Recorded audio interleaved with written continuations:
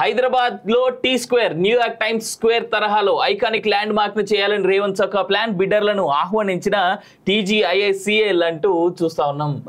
ఇది గాని చేయగలిగితే నిజంగా హైదరాబాద్ ఇప్పటికే పెద్ద మణిహారం అంటూ దేశంలో చూస్తా ఉన్నాం. ఇంకా అంతకంటే పెద్ద ఇది అయితే రేవంత్ రెడ్డి మళ్ళొకసారి హైదరాబాద్ ను స్థాయి తీసుకెళ్లిన వాళ్ళు ఆయన క్లియర్ గా ఆయన పేరైతే మారుమైపోతుంది. ముంబై తర్వాత ఆ స్థాయి ఇంకా మన దగ్గరనే ఉంటుంది. న్యూయార్క్ టైమ్స్ స్క్వేర్ తరహాలో హైదరాబాద్ లో టీ స్క్వేర్ నిర్మాణానికి రాష్ట్ర ప్రభుత్వం గ్రీన్ సిగ్నల్ ఇచ్చింది. ఇందుకు గాను selection of architect cum transactions adviser కోసం ప్రతిపాదనలు కోరుతూ ఉత్తర్వులు జారీ చేసింది. ఈ నెల 10వ తేదీ నుంచి వచ్చే నెల 9వ తేదీ మధ్యాహ్నం 3 గంటల వరకు ఈ బిడ్లను స్వీకరించినట్టుగా Telangana industrial infrastructure corporation limited స్పష్టం చేసింది. అయితే ఇక్కడ ఒక విషయం మనం మెన్షన్ చేయాలన్నా, టీ హబ్ గడుతున్నప్పుడు ఏది మన గచ్చిబౌలిలో సెకండ్ టీ హబ్ గడుతున్నప్పుడు 12 ఆర్కిటెక్ట్ కంపెనీలకు సంబంధించినటువంటి సీనియర్లు అందరూ కూర్చొని దాన్ని డిజైన్ చేయడం జరిగింది టీ హబ్ ని. సో అదే రేంజ్ లో అంతమంది సజెషన్స్ ఇప్పుడు రేవంత్ రెడ్డి తీసుకుంటాడా? ఫస్ట్ టీ హబ్ కట్టినప్పుడు మన కేటీఆర్ మీద భయంకరమైనటువంటి ఆరోపణలు వచ్చినాయి. సరే అవన్నీ పక్కన పెడదాం, కానీ టీ హబ్ సక్సెస్ అయింది కాబట్టి అది ఒకవేళ పోయి ఉంటే మాత్రం ఇంకా అంతే సంగతులు.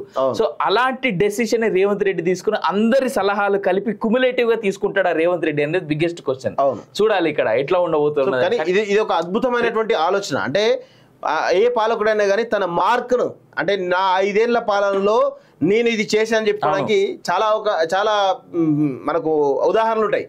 చంద్రబాబు నాయుడు విషయానికి వచ్చినట్లయితే హైటెక్స్ అని చెప్పుకుంటారు. ఆ వైఎస్ఆర్ సంబంధించిన విషయానికి వచ్చినట్లయితే సంక్షేమ పథకం ఆరోగ్యశ్రీ కానీ, ఇటు 108 కానీ, లేకపోతే విద్యార్థులకు సంబంధించిన ఫీజు రియంబర్స్మెంట్ కానీ, ఇవన్నీ మార్క్ వైఎస్ఆర్ పథకాలు అంటారు. అదేవిధంగా కేసీఆర్ వచ్చినట్టయితే కాళేశ్వరం కానీ, 24 గంటల కరెంట్ విషయంలో కావచ్చు, కొన్ని మార్క్ వాళ్ళకు ఉండిపోతాయి. సో ఇప్పుడు రేవంత్ రెడ్డికి ఆ విధమైన మార్క్ రావాలంటే, హైదరాబాద్ నెక్స్ట్ లెవెల్ తీసుకుపోవాలంటే ఆలోచన ఉండాలంటే మాత్రం ఈ హైదరాబాద్ లో టీ స్క్వేర్ అనేది నిజంగా ఇంప్లిమెంట్ చేయగలిగితే, నాకు తెలిసి ఆల్రెడీ నోటిఫికేషన్ ఇచ్చారు కాబట్టి అది ఆగదు. సో ఎప్పటికైనా కానీ భవిష్యత్తులో అరే టీ స్క్వేర్ అనగానే రేవంత్ రెడ్డి వేసారా అనేది ఒక చరిత్రలో నిలిచిపోయేటువంటి అవకాశం అయితే ఉంటది. అండ్ దీని వల్ల చాలా ఆదాయం వచ్చేటువంటి స్కోప్ ఉంటుంది, కమర్షియల్ ఆదాయం ఉంటది, ప్రభుత్వానికి కూడా కమర్షియల్ గా భయంకరమైన ఆదాయం.